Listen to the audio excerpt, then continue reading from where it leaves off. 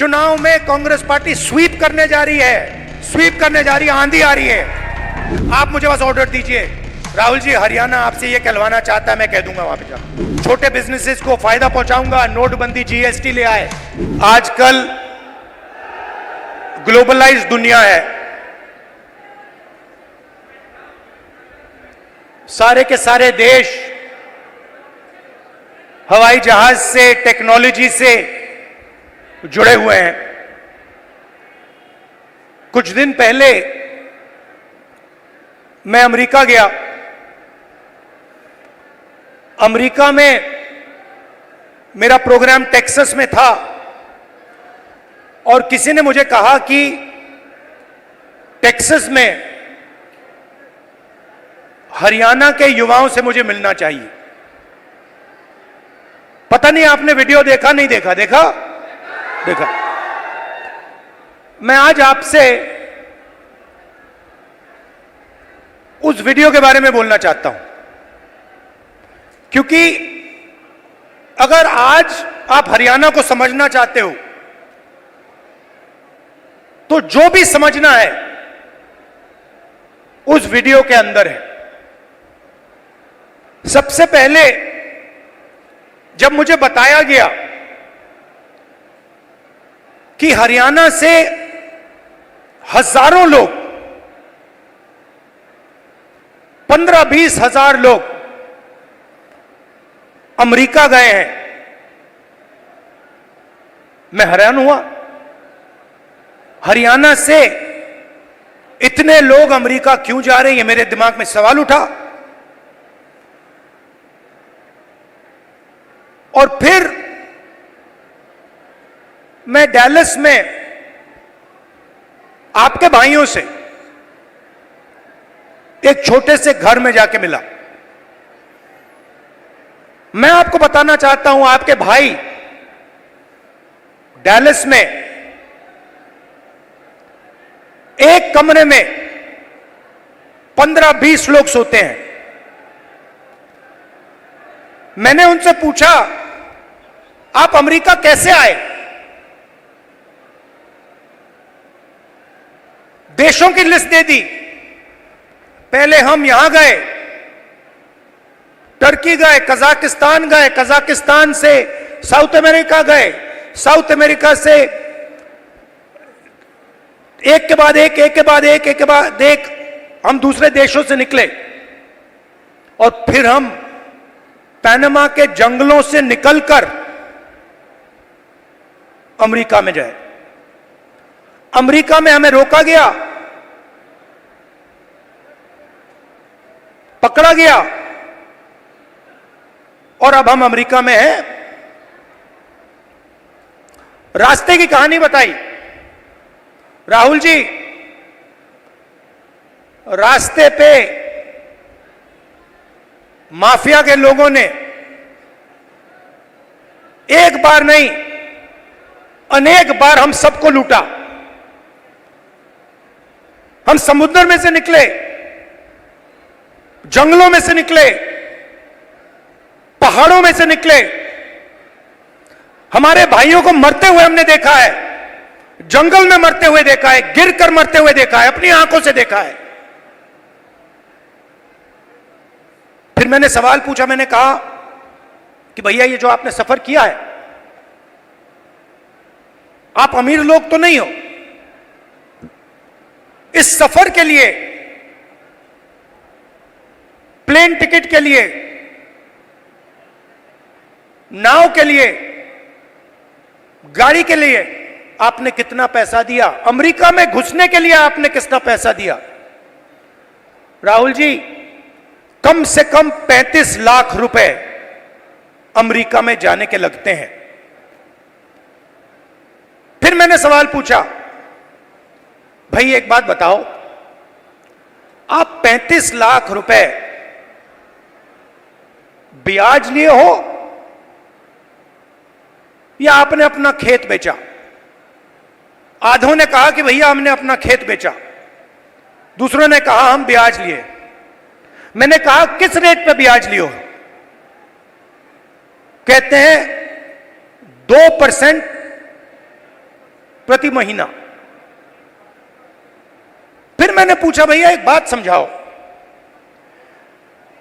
आपने 30 लाख, 35 लाख, 50 लाख कर्जा लिया है, आप अमेरिका जा रहे हो, 50 लाख रुपए से तो आप हरियाणा में ही बिजनेस चला लोगे। जैसे मैंने ये बात बोली हंसने लग गए, कहते राहुल जी क्या बोल रहे हो आप, 50 लाख रुपए से हरियाणा में बिजनेस नहीं चालू हो सकता है। अगर हमने 50 लाख रुपए, ये 50 लाख रुपए हरियाणा में बिजनेस चालू करने के लिए लगा दिए होते तो हमारा बिजनेस फेल हो जाता। किसी ने मुझे यह भी कहा कि राहुल जी मैंने ट्राई किया, फेल हो गया, बेरोजगारी है, महंगाई है। और जब उन्होंने मुझे बोला, मुझे दुख हुआ, उन्होंने बोला राहुल जी हरियाणा में हमारे जैसे लोगों के लिए अब कुछ नहीं बचा है। अगर एक युवा गरीब है, अरबपति का बेटा नहीं है, तो ना उसे बैंक लोन मिल सकता है, ना वो बिजनेस चालू कर सकता है, ना वो पब्लिक सेक्टर में जॉब पा सकता है, ना वो आर्मी में जा सकता है। एक के बाद एक, एक के बाद एक, एक के बाद एक, एक के बाद एक सारे दरवाजे आपके बंद कर दिए गए।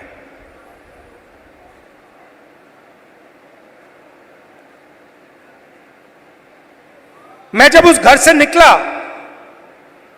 मैं सोच रहा था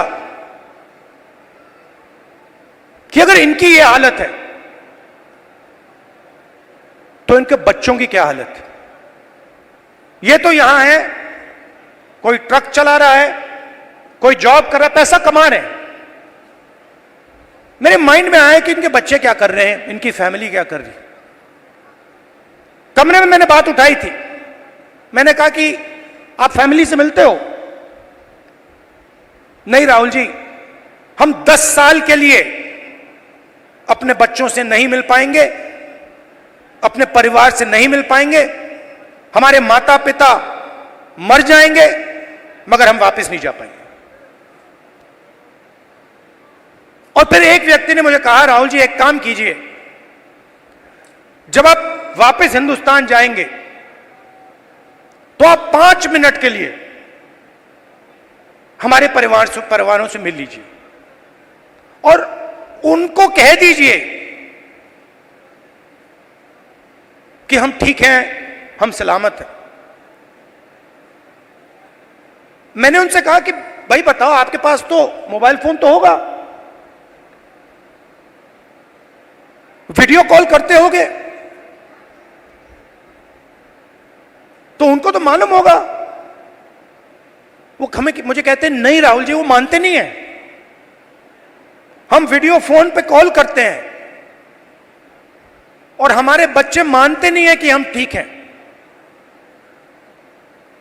अजीब सी बात है। फिर मैं करनाल गया सुबह 4 बजे, कि मैं चाहता था कि मीडिया वाले ना पकड़ लें, मुझे तंग करते हैं। मैंने इनको मित्रों कहा, मतलब ये हैं अदानी के मित्र, अंबानी के मित्र। तो मैं गया 4 बजे सुबह, वहां बैठ गए, बातचीत शुरू। एक मेंबर परिवार का यूएस में वीडियो कॉल चल रहा है,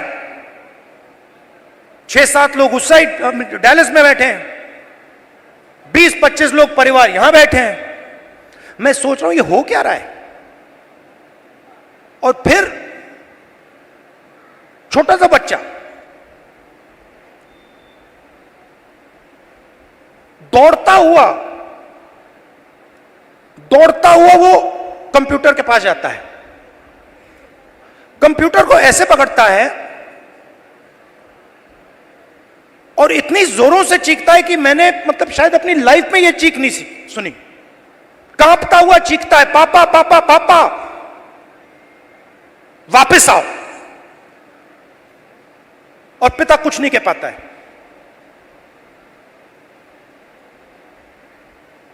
देव को देव की आंखों में आंसू, चिल्ला रहा है,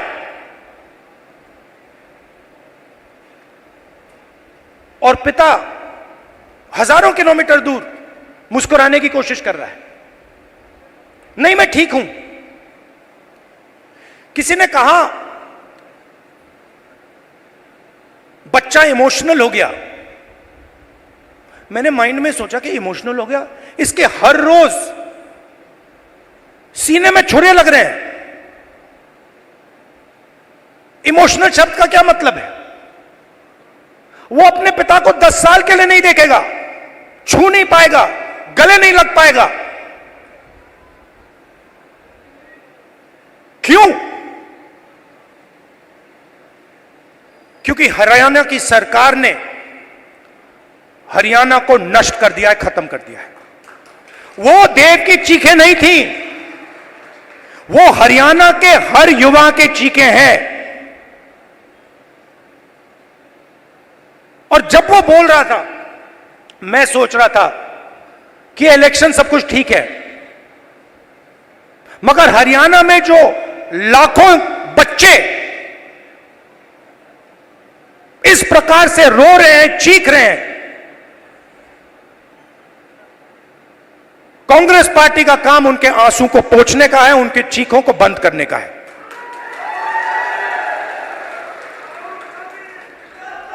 अब देव रो क्यों रहा है, यह मैं आज आपको समझाना चाहता हूं। नरेंद्र मोदी जी ने, हरियाणा की सरकार ने सिस्टमैटिकली इस देश का जो रोजगार का सिस्टम है उसको खत्म किया है। वो जो युवा अमेरिका गए हैं, छोटे से घर में 20-25 एक कमरे में रह रहे हैं, एक वहां पे था जिसको एक्सीडेंट हो गया, चल नहीं पा रहा है, उसकी मां मुझे कहती है राहुल जी मैं तो बेटे से मिलना चाहती हूं। मैं कहना नहीं चाहता था, कैसे मिलोगी, वो 10 साल के लिए वापस नहीं आ सकता। तो बच्चे चिल्ला रहे हैं, माताएं चिल्ला रही हैं, पूरा परिवार चिल्ला रहा है। क्यों? क्योंकि हरियाणा में रोजगार नहीं। नरेंद्र मोदी क्या करते हैं? काले कानून लाते हैं, जो है आपके पास, जो आप पूरे देश को देते हो, वो भी छीनने की कोशिश कर रहे हैं। कल मैं जम्मू कश्मीर गया, वहां पे कंप्लेंट आ रही है, भैया हमारा सेब का पूरा बिजनेस ठप हो गया, अदानी जी को दे दिया है। हिमाचल में सेब का बिजनेस अदानी को जाता है, यहां पे आपको सही दाम नहीं मिलता है, स्टोरेज कंटेनर उनके, सारी की सारी प्लानिंग 10-15 लोगों के लिए होती है। हरियाणा के किसानों का कर्जा माफ नहीं होगा, आपको सही एमएसपी नहीं मिलेगी, मगर 25 अरबपतियों का 16 लाख करोड़ रुपया कर्जा माफ होगा। और आप देखते रहोगे कि भैया हो क्या रहा है। यह प्रदेश जो पूरे देश को भोजन देता है, यहां हो क्या रहा है।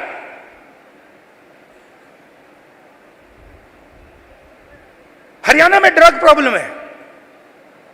उन्होंने मुझे बताया कि राहुल जी हरियाणा में ड्रग प्रॉब्लम बढ़ती जा रही है। गुजरात में अदानी के पोर्ट में हजारों किलो ड्रग्स पाया जाता है। आपने देखा 3000 किलो हेरोइन उनके पोर्ट में पाया जाता है। किसी को सजा हुई? मीडिया में लिखा एक शब्द नहीं। एयरपोर्ट उनको चले जाते हैं, पोर्ट्स उनको चले जाते हैं, मोबाइल फोन चलाओ जेब से पैसा उनको जाता है, सड़कों पे चलो जेब से पैसा उनको जाता है, हवाई जहाज में जाओ खरीदो, सारा का सारा उनके हाथ में। आपके लिए क्या? गलत जीएसटी, नोटबंदी। क्यों? क्योंकि छोटे व्यापारियों को, स्मॉल मीडियम साइज बिजनेसेस की हत्या करनी है, खत्म करना है। क्यों? क्योंकि ये 10-15 लोग चाइना का माल हिंदुस्तान में बेचना चाहते हैं, बनाना नहीं चाहते। जो आप काम करते हो, जो छोटे बिजनेस वाले करते हैं, हाथ से बनाते हैं, वो नहीं करना चाहते। जो हिंदुस्तान में बनाता है उसको खत्म करना चाहते हैं और चाइना का माल हिंदुस्तान में बेचना चाहते हैं। लिस्ट निकालिए कंपनियों की, चाइनीज कंपनियों की लिस्ट निकालिए और देखिए उनका हिंदुस्तान में पार्टनर कौन है। चाइना के युवा को फायदा मिल रहा है, चाइना की सरकार को फायदा मिल रहा है, अरबपतियों को यहां फायदा मिल रहा है, नरेंद्र मोदी जी की मार्केटिंग हो रही है और देव चिल्ला रहा है, चीख रहा है, मेरे पापा को वापस लाओ, मुझे अपने पापा चाहिए। मैं सोच रहा था जब मैं घर जाऊंगा मैं देव के लिए थोड़े खिलौने भेजूंगा। फिर मैंने सोचा क्या मतलब, खिलौने से क्या होगा, फुटबॉल से क्या होगा, क्रिकेट बैट से क्या होगा, वो तो अपना पापा चाहता है। तो ये हरियाणा की हालत है और ये हम बदलना चाहते हैं।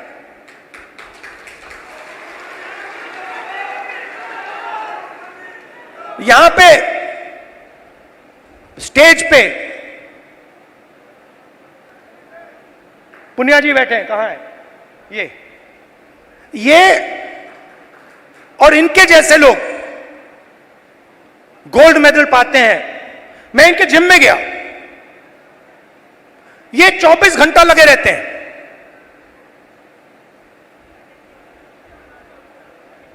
चौबीस घंटा क्यों? गोल्ड मेडल चाहिए। क्यों? हरियाणा का नाम रोशन करना, हिंदुस्तान का नाम रोशन करना। पूरी दुनिया में हम चाहते हैं कि हरियाणा का नाम जाए, हिंदुस्तान का नाम जाए। गोल्ड मेडल हम अपने लिए नहीं लेते हैं, गोल्ड मेडल हम हिंदुस्तान के लिए लेते हैं। इन्होंने कहा मुझे, इसने कहा, वो भी 4 बजे सुबह। इनका क्या किया? सारे के सारे एथलीट्स को खत्म कर दिया। इनके बहनों का सेक्सुअल हैरेसमेंट हो रहा है और जो कर रहा है उसकी रक्षा चल रही है। 24 घंटे टीवी पे देखो, वो रो रही है, कोई फर्क नहीं पड़ता, बीजेपी का आदमी है, चिल्लाओ जितना चिल्लाना है, देव के साथ चिल्लाओ, 24 घंटा चिल्लाओ, हमें कोई फर्क नहीं पड़ता, मर जाओ। ऐसा हरियाणा हमें नहीं चाहिए। हमें हरियाणा ऐसा चाहिए जहां बच्चे ना रोएं, जहां पिता अपने बच्चे के गले लग सके, जहां मां ना रोए। ऐसा हरियाणा हमें चाहिए और ऐसा हरियाणा कांग्रेस पार्टी आपको देने जा रही है। अब आप मुझसे पूछोगे ठीक है आपने कह दिया, बताओ कैसे? मैं आपको शुरुआत की बात कर रहा हूं। पहला कदम, महिला शक्ति, 2000 रुपए हर महीने महिलाओं को और 500 रुपए का गैस सिलेंडर। दूसरा कदम, जो 2 लाख वैकेंसीज सरकार में आज खाली पड़ी हैं युवाओं के लिए, हम वो भर के आपको दे देंगे। किसान को एमएसपी गारंटी करके हरियाणा की सरकार देगी और जो आपका बीमा का पैसा है वो आपको एकदम मिलेगा। जैसे ही नुकसान होगा उसके एकदम बाद आपको बीमा का पैसा मिलेगा। गरीबों के लिए घर, 100 गज के प्लॉट और 3.5 लाख रुपए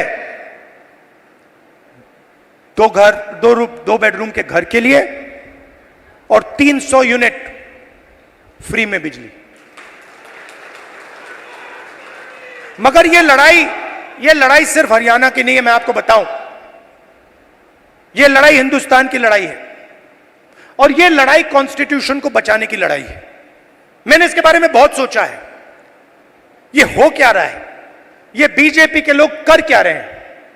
ये कॉन्स्टिट्यूशन पर आक्रमण कर रहे हैं। जो हिंदुस्तान के गरीब लोग हैं, कमजोर वर्ग के लोग हैं, कॉन्स्टिट्यूशन उनकी रक्षा करता है और बीजेपी कॉन्स्टिट्यूशन को मिटाने की कोशिश कर रहे हैं। वो कह नहीं सकते, ऐसे स्टेज पे आकर वो कह नहीं सकते कि हम कॉन्स्टिट्यूशन को मिटा देंगे, मगर वो करते हैं। सारी की सारी संस्थाओं को आरएसएस के लोगों के हवाले कर दी है। पूरा कंट्रोल नागपुर का है। उसमें हिंदुस्तान के 90% लोगों के लिए कोई जगह नहीं है। आप देख लीजिए, आप लिस्ट निकालिए, जिन जिन लोगों को आरएसएस ने हिंदुस्तान की संस्थाओं में डाला है, लिस्ट निकालिए। चाहते हो मैं दे दूंगा आपको। उसमें ना आपको एक ओबीसी मिलेगा, ना आपको एक दलित मिलेगा, ना आपको आदिवासी मिलेगा।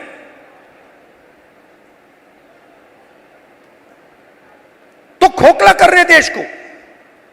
इलेक्शन कमीशन में अपने लोग, ब्यूरोक्रेसी में अपने लोग, मीडिया में अपने लोग, इंटेलिजेंस सर्विसेज में अपने लोग, और 90% हिंदुस्तान के लिए कुछ नहीं। इसलिए हमने चुनाव में जाति जनगणना की बात की। हिंदुस्तान में किसकी कितनी आबादी है, यह हम जानना चाहते हैं। अब इसमें कोई गलत बात तो नहीं है। जैसे चोट लगती है, आपको पैर में चोट लगती है, डॉक्टर कहता है भैया एक्सरे कराओ, चेक कराओ। हम सिर्फ यह कह रहे हैं कि भैया चेक कराओ, इस देश में दलित कितने हैं, आदिवासी कितने हैं, पिछड़े कितने हैं, गरीब जनरल कास्ट के कितने लोग हैं, यह पता लगाओ। कभी आरएसएस कहती है करना चाहिए, अंदर से कहते हैं भैया ये मत करवा देना, सच्चाई निकल आएगी। सच्चाई क्या है कि 90% लोगों के पास कुछ है ही नहीं। 250 सबसे बड़े बिजनेसेस देख लीजिए, लिस्ट निकालिए, उनकी मैनेजमेंट की लिस्ट निकाल लीजिए, उनके सीईओज की लिस्ट निकाल लीजिए, ओनरशिप जिसके हाथ में, उनकी लिस्ट निकाल लीजिए। आपको उसमें एक ओबीसी, एक दलित, एक आदिवासी मिल जाए तो मुझे बता देना, मैं उसको अभी भी ढूंढ रहा हूं। कॉर्पोरेट इंडिया में 90% हिंदुस्तान का एक भी व्यक्ति नहीं है। गरीब जनरल कास्ट भी वहां आपको नहीं दिखेगा। सिलेक्ट लोग हैं। अदानी जी का बिजनेस है, हजारों बिजनेस उससे कनेक्टेड हैं। वो सारे के सारे कोई ना कोई परिवार का आदमी है, भाई कुछ करता है, बहन कुछ करती है, फैमिली बिजनेस है। ऐसे ही बिजनेसेस है। 250 में से आप मुझे नाम दे दो दलित का, आप नाम दे दो आदिवासी का, आप नाम दे दो पिछड़े का, नहीं है। ब्यूरोक्रेसी में देखो, हिंदुस्तान की सरकार को 90 लोग चलाते हैं, सेक्रेटरी कहलाते हैं, 3 दलित हैं, आबादी 15%, 90 में से 3। पिछड़ों की आबादी कम से कम 50%, 90 में से 3। होने कितने चाहिए? 45 अगर आप आबादी से जाओ, नहीं 3। और बजट कितना संभालते हैं? आदिवासी जिनकी 8% आबादी है, 100 रुपए में से 10 पैसे का बजट संभालते हैं। दलित 100 रुपए में से 1 रुपया संभालता है। ओबीसी 100 रुपए में से 5% संभालता है। यह हिंदुस्तान की सच्चाई है। इसलिए हमने कहा है कि जाति जनगणना होगी, नेशनल लेवल पे होगी। और मैंने कहा है मोदी जी के सामने पार्लियामेंट हाउस में, आप करो ना करो, मैं इसको इसी हाउस में पास करवाऊंगा, आपके मुंह के सामने करवाऊंगा। तो ये हरियाणा की रियलिटी है। और ये क्या करते हैं? बांटने का काम करते हैं। मीडिया वाले 24 घंटे लगे रहते हैं। एक जात को दूसरी जात से लड़ा दो, एक धर्म को दूसरे धर्म से लड़ा दो, और पूरा का पूरा फायदा अदानी को पहुंचा दो। हरियाणा एक साथ लड़ेगा, सबकी सरकार बनेगी, खुशी से बनेगी, चुनाव में कांग्रेस पार्टी स्वीप करने जा रही है, स्वीप करने जा रही है, आंधी आ रही है और हम सबकी सरकार बनाएंगे। किसी एक की सरकार नहीं होगी, पूरे हरियाणा की सरकार होगी। इसमें सबकी इज्जत होगी, सबकी रिस्पेक्ट होगी, सबकी जगह होगी। और मेरी जहां भी आपको जरूरत हो, कहीं भी पार्लियामेंट में आपको कुछ उठवाना हो, कुछ कहलाना हो, आप मुझे बस ऑर्डर दीजिए, राहुल जी हरियाणा आपसे ये कहलवाना चाहता है, मैं कह दूंगा वहां पे जाके। दिल का रिश्ता है, पुराना रिश्ता है। मैं आपसे यहां आके 50 झूठ नहीं बोलने वाला, वो मोदी जी का काम है। आपने 10 साल देख लिए, सुन ली उनकी बात। आमदनी दुगनी कर दूंगा और फिर काले कानून ले आए, छोटे बिजनेसेस को फायदा पहुंचाऊंगा, नोटबंदी जीएसटी ले आए। उनका काम आप जानते हो। अब सब मिलकर एक साथ हरियाणा को खड़ा होना है, क्योंकि देव जैसे जो बच्चे रो रहे हैं उनके आंसू पोंछने हैं, उनको खुश करना है और उनको अपने पिता के पास गले मिलने देना है। धन्यवाद।